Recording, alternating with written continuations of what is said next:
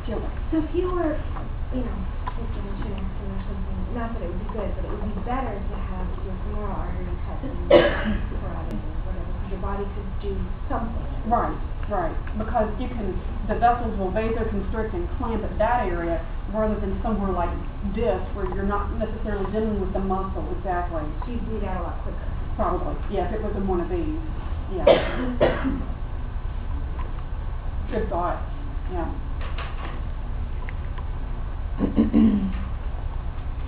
Alright, so here is an elastic artery, and you can see those squiggly elastic fibers in that tunica media.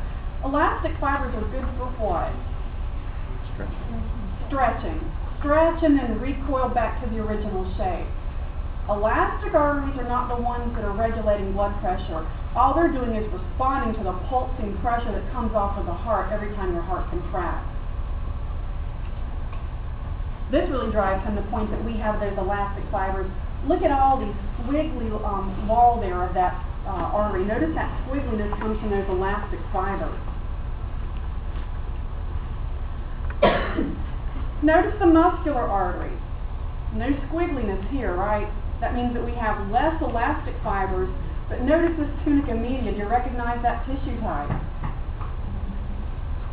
Smooth muscle, yeah. Because this is where your brain can tell these muscles, those smooth muscles specifically, to contract and vasoconstrict or to relax and vasodilate.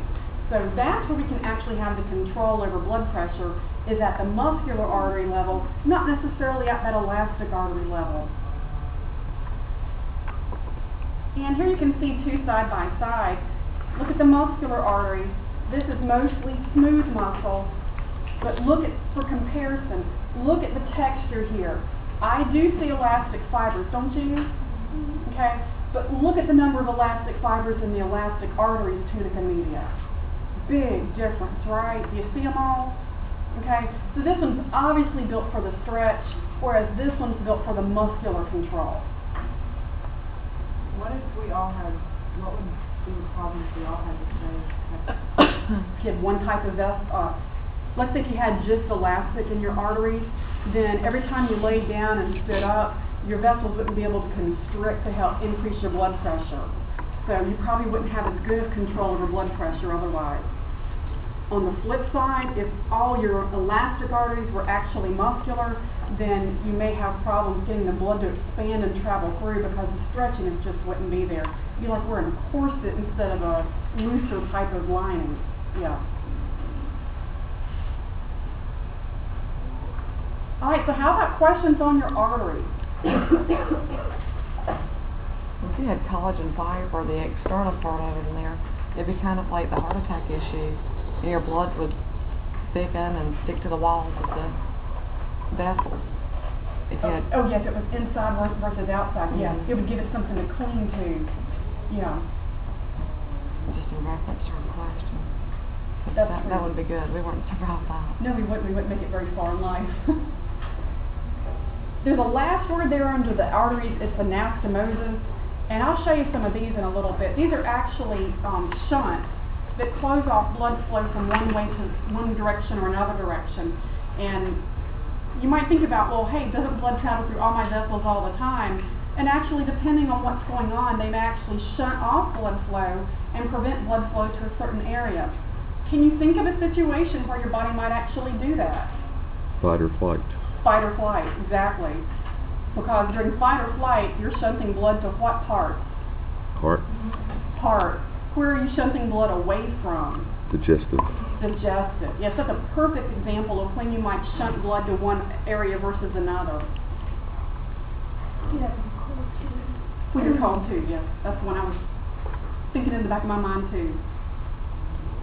Alright, so we know that arteries, of course, carry blood away from the heart. What do veins do?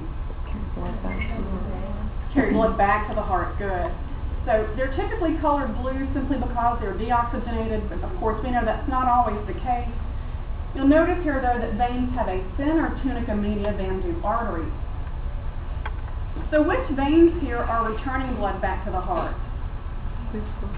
Vena cava, inferior vena cava. Good. SVC, superior vena cava, and the IVC. Coronary sinus. coronary sinus, which we can't see except for the little opening that would be in the heart here. Pulmonary veins, good. So we actually have SVC, IVC, coronary sinus, that's 3 so far, that's for the right atrium. And the 4th set of vessels is your pulmonary veins taking blood back into that left atrium. So actually 4 set of veins bringing blood back into the heart that's deoxygenated on the right side. What's coming back into the left side? Oxygenated, good, good. Okay. Veins operate under low pressure. Okay, so we've got an issue here with getting the blood back to the heart. In order for blood to not pool in your extremities, we've got a couple of aids or assists that help us to get blood back up to the heart. That's a long way to go from your feet all the way back up here. So notice on your worksheet there's a valve is actually it's folded there for you. Valves are situated inside of your veins, and their job is to prevent blood from backflowing down to your extremities. They kind of act as a stopgap, and if the blood makes it that far, as the blood pumps through, then of course that's where it's going to be contained. A second issue here that's going to help us out are those skeletal muscles. Those skeletal muscles contract, so simply just moving around actually makes those muscles contract and relax. That also pumps blood back to the heart. So those are 2 good things that we need to help us return the blood back to the heart. Here's a picture of a valve, just a cross-section through one of those veins. You can see that valve is meant to prevent backflow.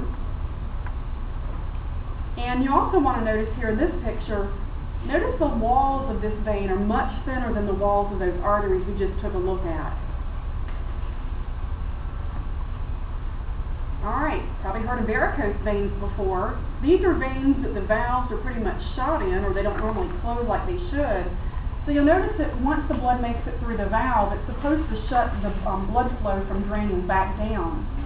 But in the case with the varicose vein, you'll notice that the valve is not closing properly, so the blood tends to drain back through, and then you get these little blue rivers on the backs of the legs or the fronts of the legs where that blood is actually draining back down or pooling in those veins. Extra weight, pregnancy, those are 2 things that can actually promote varicose veins. Pressures that put, stimulation on those valves to not close properly. Those are things that might promote those varicose veins. They can be painful, so they can actually do surgery to repair the valves in those varicose veins, preventing that blood from backflowing and pooling. Just wanted to show you the comparison here of an artery versus a vein. Which one of these is the artery? On the right. Notice that big wall. Over here on the left, this is a vein. You'll notice that the wall is not nearly as thick. You're dealing with low pressure here, so we're not having to accommodate the elasticity issue, and we're also not controlling blood pressure through our veins, so we don't have the thick muscular layer either. So that's 2 reasons that we've got a thinner set of walls in our veins. So it's easier to damage a vein than it is to damage arteries? In terms of easier, or you mean safer, or? Like how thin it is. In terms of thinness, yeah, it might be easier to actually cut through since you've got less in the walls, yeah. Just want to take you for a moment to the IP10 CD that came with your textbook. Okay, so there's a couple of things on here that you might want to look at so far. When you go home, one thing you might want to do is click on this anatomy review of blood vessels. And I wanted to show you this for a reason. They've got 28 different pictures here. They walk you through muscular arteries, elastic arteries, and they also walk you through how those valves of the veins work.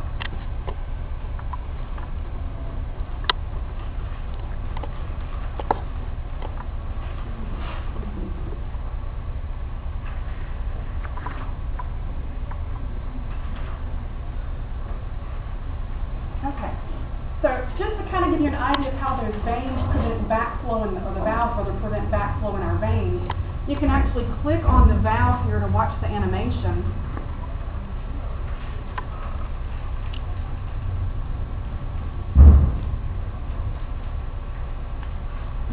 Well, that's what you're supposed to be able to do, right? Click that little wheel now. There we go. Okay, so you see how these valves are meant to prevent the backflow of that blood. So this is one of the nice things in that first portion under the anatomy review. Everything we've talked about so far is under this anatomy review, so it's a great thing just to go home and walk through. And it shouldn't take more than, say, 15, 20 minutes to read through those 28 slides that they have. And most of it's animated in some way, so it's kind of a nice thing to go home and kind of review. Do all the things have valves? The larger ones do. Only the large ones? Only the larger ones. The venules and the smaller veins, I believe, do not have the valves. Okay. All right, how about questions on that page?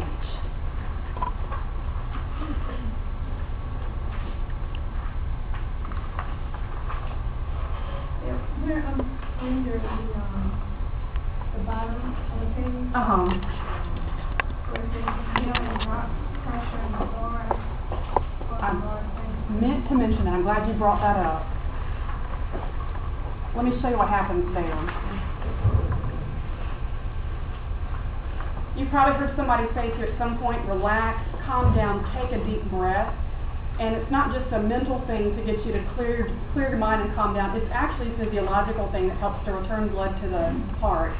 And this is a great animation because I could tell you how it works, but seeing this is nothing better. You can see that as the person is breathing here, the drop in pressure in the thoracic cavity actually assists the blood flow back to the heart. And that's what they call the respiratory pump, because simply the process of breathing is assisting the return of flow back to the heart. So a slow, deep breath to clear your head will also help lower your blood pressure in the thoracic cavity and move that blood in the veins back up to your heart. So it is assisting with blood flow. Anything else on page 53?